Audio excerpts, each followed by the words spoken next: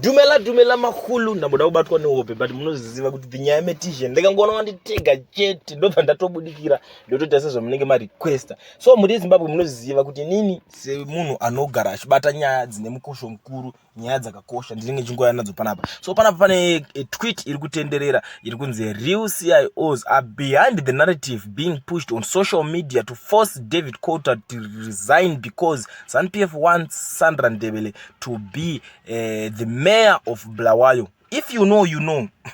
Ayaya. Do pfungwa dziri kutaura nemwanasikana inova tweet yanetsa kusvika pakutegwa Kulian TV. Ndikabva ndangonzi aiwa nyaya metizhen ita basa weka mates tione weka nyaya yose mates utiudze kuti uri kuiona sei. Icho kwadi muri Zimbabwe ndakatarisa papfungwa dzemwanasikana uyu Bulawayo kuya akupindike zvekumhanya arisi city yakachipa yakasiyana nekuHarare kana kumwe kumamwe masitsa ekuti ZANU-PF inogona kungoita zvainongoita zvekudaro kuya pari strict because tikatarisa David Coulter ndiye anenge ari mayor zvamanje ikoko but kuti iye asi akatoramba kati nini sofans kurizena because ndoda kushandira vanhu nzvimbo yangu but zvamungatoita mungatondidzinga. So kureva kuti panenge pakutoda imwe cyclone Shabangu futi kuti Shabangu otoenda recall voita zvavakaita zvaizvo kuti gagaga skifu kote kuti vatenga kufambisa vachiti ingachambisa akasiya 1 day Coulter ngasiyo ikoko azvimeke sense izvozvo ikoko azvishande kubluza kushande. Mwanasikana tweet yake yautaura iri kuita kakumeka sense